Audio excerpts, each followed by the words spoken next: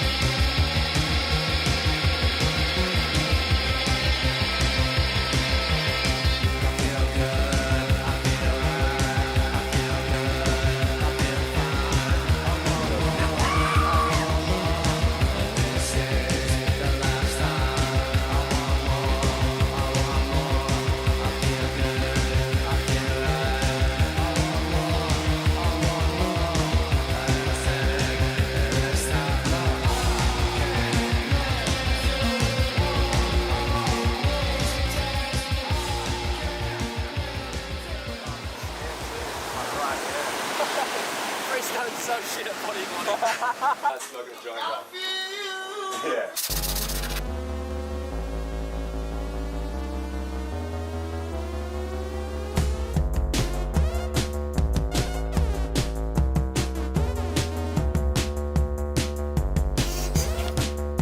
You still got that pooch?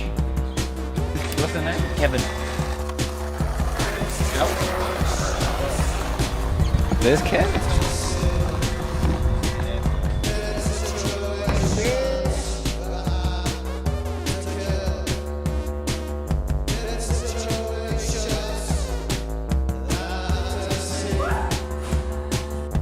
Oh yeah! Fuck right!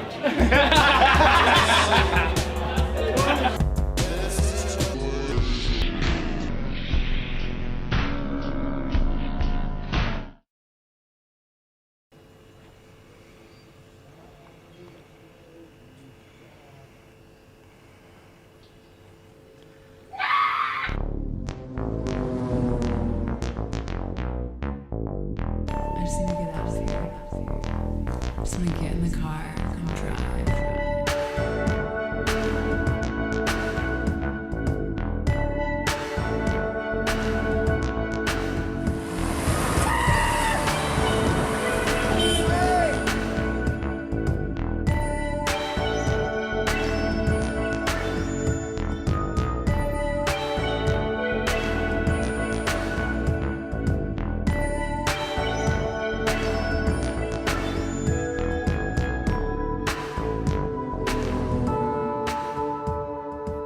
I'm sick of this. I'm sick of this.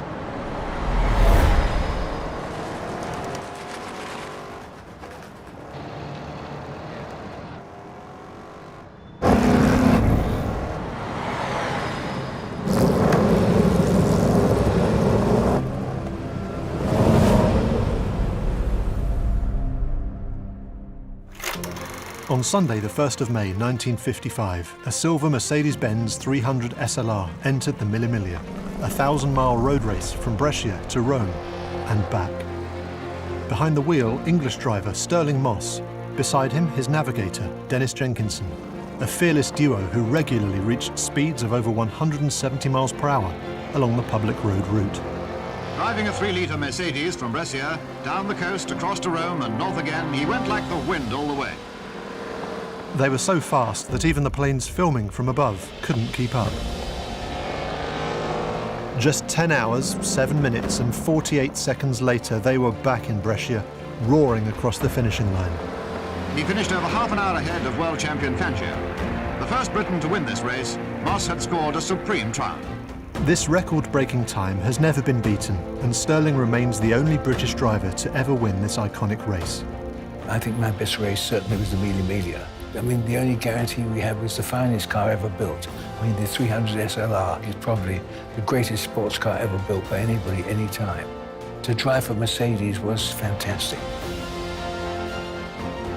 But now, the time has come for a well-earned rest and pride of place back in the Mercedes-Benz Museum in Stuttgart, Germany. That is, after one last blast. Somewhere it's never driven before. Somewhere that's never echoed to the sound of its thunderous 3-litre straight-8 engine. Somewhere Sir Stirling loved and where he lived for more than 60 years.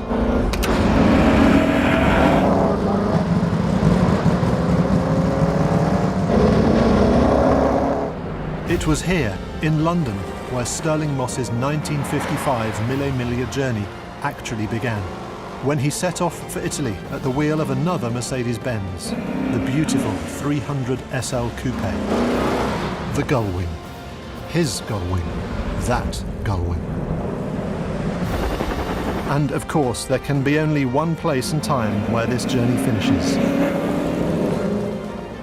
At the Moss family home, and at the time the SLR started its record run in 1955. The time that gave the car its famous race number. 7:22 in the morning.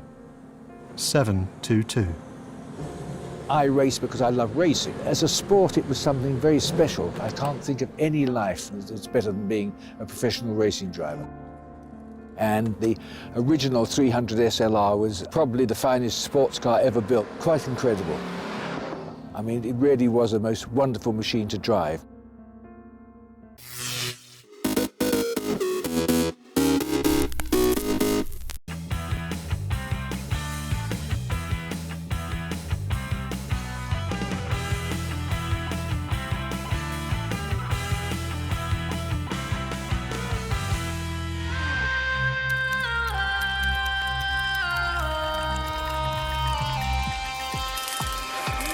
Make me come alive, come on and turn me on. Touch me, save my life, come on and turn me on. I'm so young to die, come on and turn me on. Turn me on, turn me on, turn me on, turn me on. Make me come alive, come on and turn me on.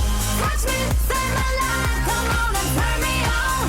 I'm so young to die, come on and turn me on. Turn me on, turn me on, turn me on, turn me on.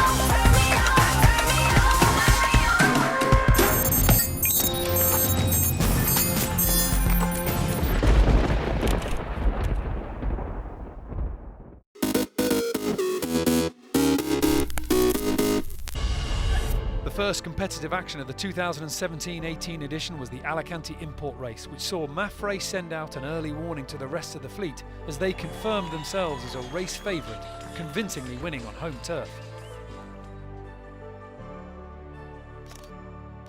The road to the start wasn't as smooth for Dutch entry T-Max and Abel.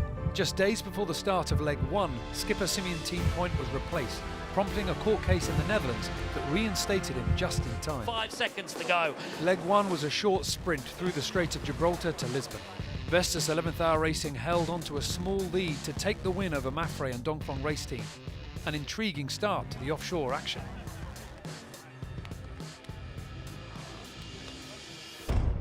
Leg 2 was a classic, 7,000 miles south through the doldrums to find the trade winds towards Cape Town.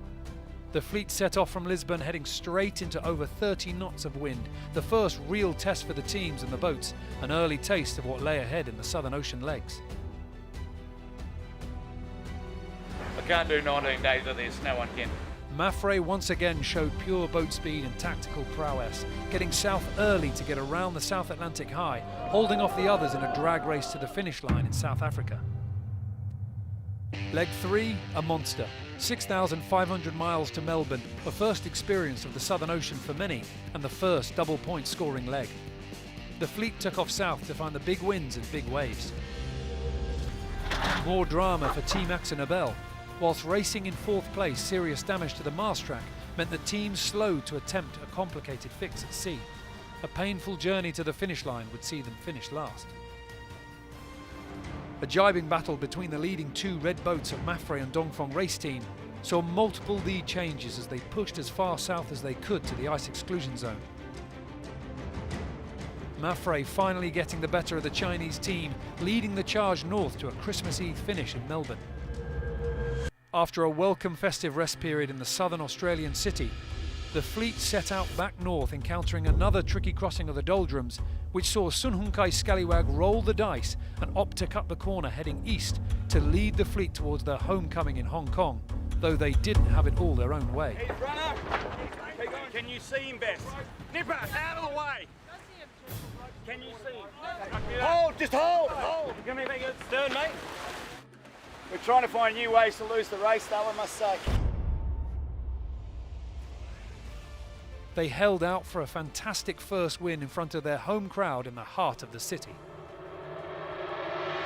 Sadly, approximately 30 miles from the finish, Vestas 11th Hour Racing were involved in a collision with a non-racing vessel, which resulted in the fatality of a crew member from the other boat. Vestas 11th Hour Racing suffered serious hull damage, meaning they would not be able to rejoin the race in time for leg 6. The best option was to send the boat on a container ship to Auckland for the necessary repairs. A Volvo Ocean Race first was the import race held in Guangzhou. Thousands of Chinese fans came to see their local heroes on board Dongfeng race team, but it wasn't to be their day as they snagged a mark at the start of the race, leaving them in last place.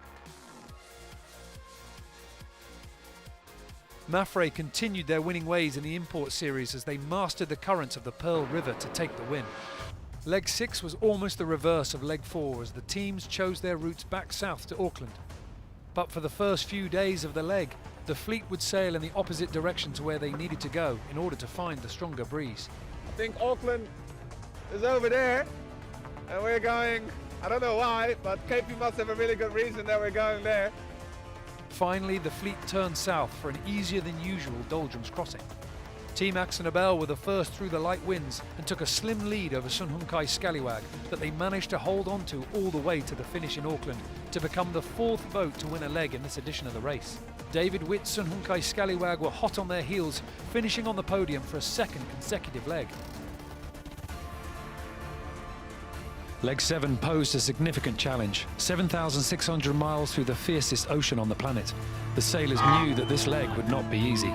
This is the kind of leg where you can lose so much, a lot of stress, and it's going to be tough. Within days, the fleet were battling 40-knot winds, huge swells and freezing temperatures.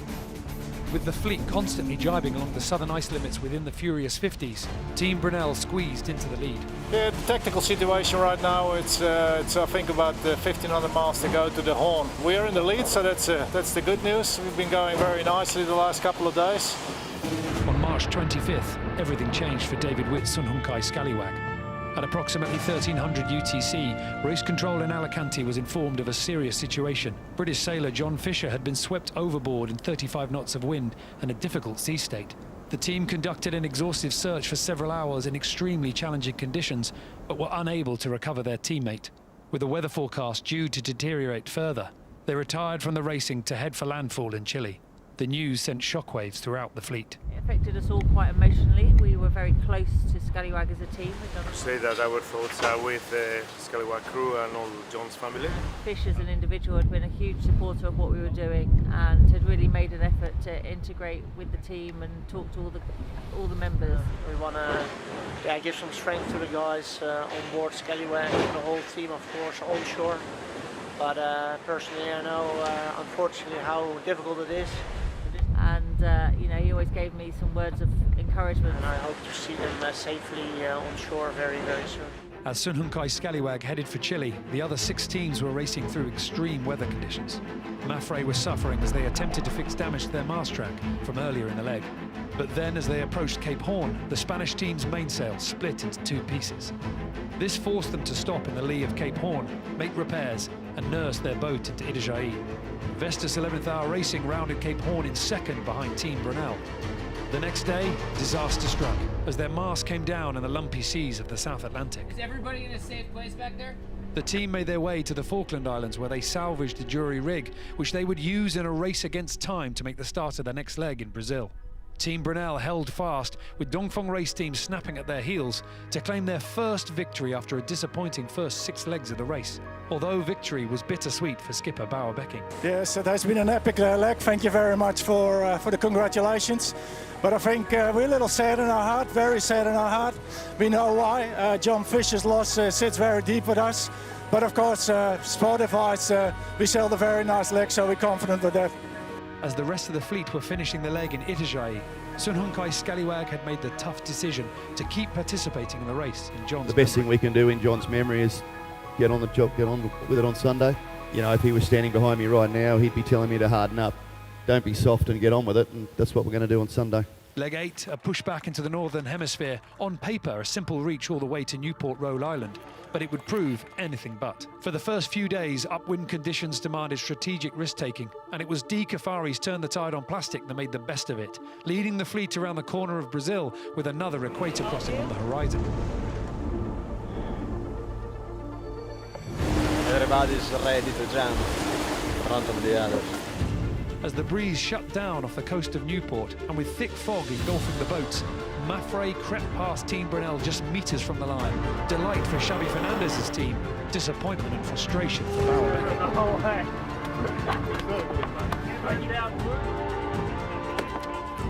With the scores at the top of the leaderboard tightening up, the Leg 9 transatlantic crossing with double points would be key to winning the overall title. The teams flew out of Newport and were quickly into the big winds of the North Atlantic. Difference of opinion of how to find their way around the low pressure saw a big split in the fleet. However, when the 7 boats converged, they found themselves reaching along in record-breaking conditions. Pretty good at that angle. 5 of the teams broke the Volvo 65 24-hour distance record. However, it was Team Axonobel who went one step further in setting a new outright Volvo Ocean Race record. 602.54 miles were covered by Simeon Team Point and crew, an impressive feat in the one design class. I would have bet the house you couldn't do 600 in one of these boats. While Team Axonobel were writing themselves in the history books, it was the other Dutch team that were victorious, taking the maximum 14 points at the finish line in Cardiff. Bauer Becking and his team were on the charge towards the top of the leaderboard. You know, you have good moments, you have bad moments. But I think right now, the team is in a really good fashion. I think as well, you can start dreaming about things sometimes. You can start thinking about this is actually really possible. But I think that the really good thing is we're feeling all good, and we actually think we can win this thing. After a light and fickle start to leg 10, and with multiple lead changes, the fleet passed the top of Scotland and found themselves once more in tough conditions, blasting across the North Sea in 30+ knots of breeze. Do you promise me these are the last days of water, getting water in our faces? It's been a tough old race for having plenty of water over the deck and lots of wind. I guess we'll try and enjoy the last of it and be glad when it's over. Only a stellar performance from Team Brunel would see them with the chance of the overall win in The Hague. And incredibly, they cruised past first Dongfeng Race Team and then Mafre. The once invincible reaching speeds of the Spanish boat had been overcome. Finishing in the Swedish city of Gothenburg once more on the top step of the podium meant 3 teams were now tied at the top of the leaderboard on 65 points. Over 44,000 miles of racing completed, and it was all to come down to the last 900-mile sprint to the ultimate destination, The Hague. The order the top 3 would finish their leg would be the order they stand on the final podium. The final leg was to include a rounding of a waypoint in the city of Aarhus. Dongfeng Race Team were first around with Mafre in hot pursuit. A special moment for Danish flag Vestas 11th Hour Racing, rounding in third to the cheers of the home crowd. The real challenge for the final leg will be the decision of which way through the traffic separation zones to take. Either stay offshore playing the shifts or hug the coast of the Netherlands in the hope of better breeze. Dongfeng race team were the first to lay their cards on the table, bearing away and heading towards the coastal option. But Team Brunel and then Mafre opted to stay offshore.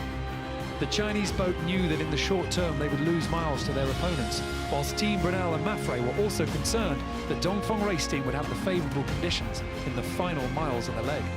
An agonising final night, not just for the three teams, but also for their fans, as over 9 months of racing would boil down to the final nerve-wracking miles. Until just 6 miles out, no one knew who would prevail and emerge victorious. The final mark of the race saw Dongfeng race team pass first, just 3 miles ahead of Mafre, and with a huge flotilla of boats surrounding them, they crossed the final Inmarsat finish line with emotions running high. Charles Cordrelia realising his dream and etching the name of Dongfeng race team on the trophy after skippering his team to victory in the 2017-18 Volvo Ocean Race.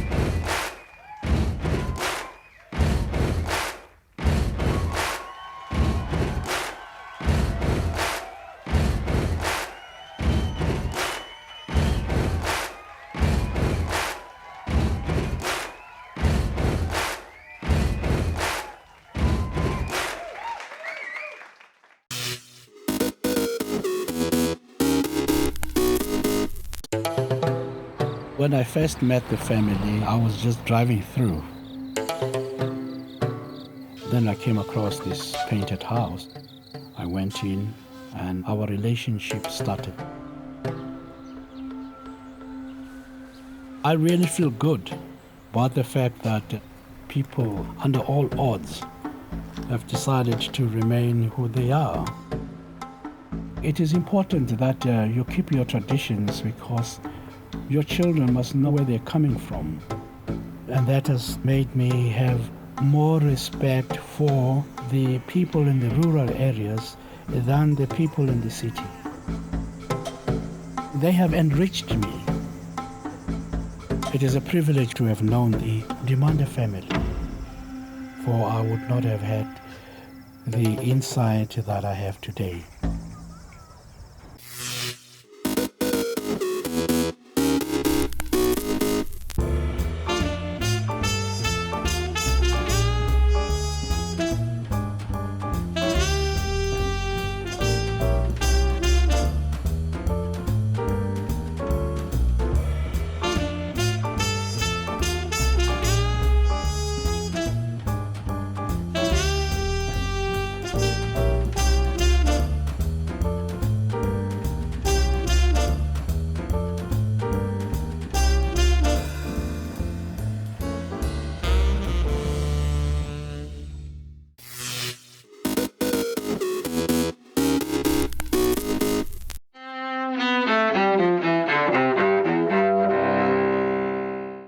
September 6, 1901.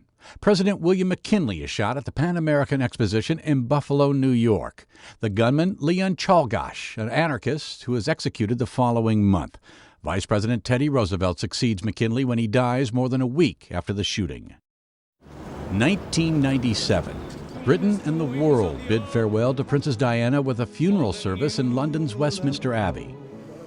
And in Calcutta, India, weeping masses gather to pay homage to Mother Teresa a day after her death. 1916. Clarence Saunders opens the first self-service grocery store, the Piggly Wiggly, in Memphis, Tennessee. 1998. Akira Kurosawa, one of Japan's greatest filmmakers, dies in Tokyo at age 88. His work has influenced movies far and wide, from Hollywood westerns to Star Wars. And 1943, Roger Waters, co-founder and former frontman for the rock group Pink Floyd, is born in Surrey, England. Today in History, September 6th. Tim McGuire, The Associated Press.